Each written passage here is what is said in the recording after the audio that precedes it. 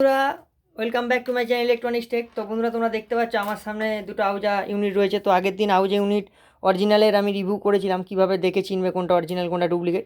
তো এটা যে অরিজিনাল ইউনিট, তো আমার মনে হলো তো এর সাউন্ডটা তোমাদেরকে টেস্টিং করে দেওয়া উচিত। তো আমি এই যে আউজা 120 ওয়াটের মেশিন নিয়ে চলে সেটাকে টেস্টিং করবো বলে দুটো ড্রাইভার ইউনিট। তো এই লালটা হচ্ছে আমাদের এই ব্লু আর ইয়েলোর মধ্যে।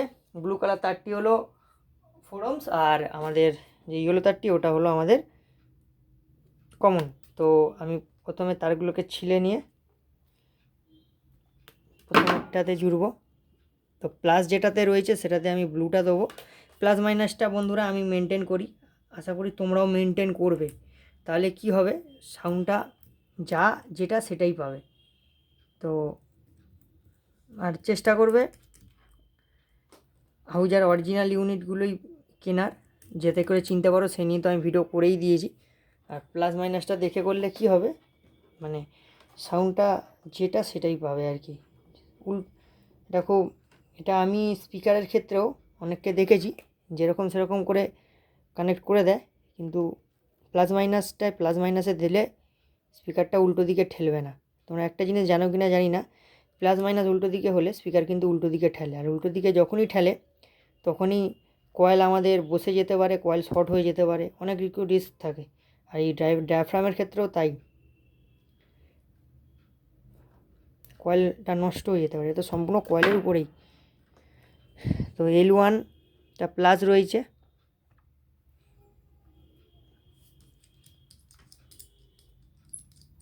আমি এটা এখানে সেটিং করে দেবো। আর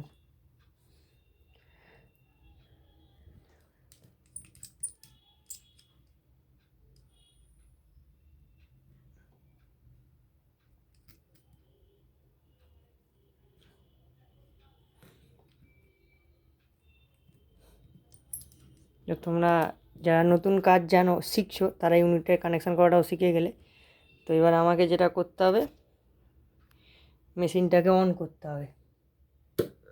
তো ইউনিটের লাইন চলে এসছে বন্ধুরা, তো আওয়াজ হলো। তো আমি এই ফোনটাকে আমি ব্লুটুথ কানেক্ট করব।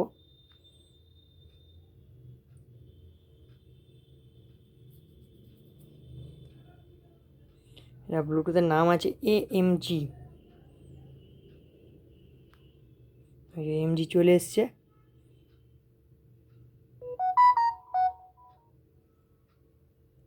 পেয়ার হয়ে গেছে। তো এবার আমি ঢুকবো, সেটা হলো আমি ঢুকবো মিউজিকে।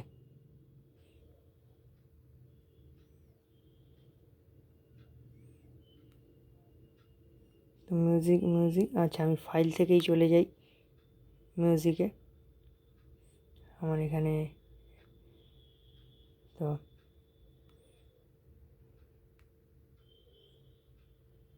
গান অলরেডি বন্ধুরা প্লে আমি করে দিয়েছি।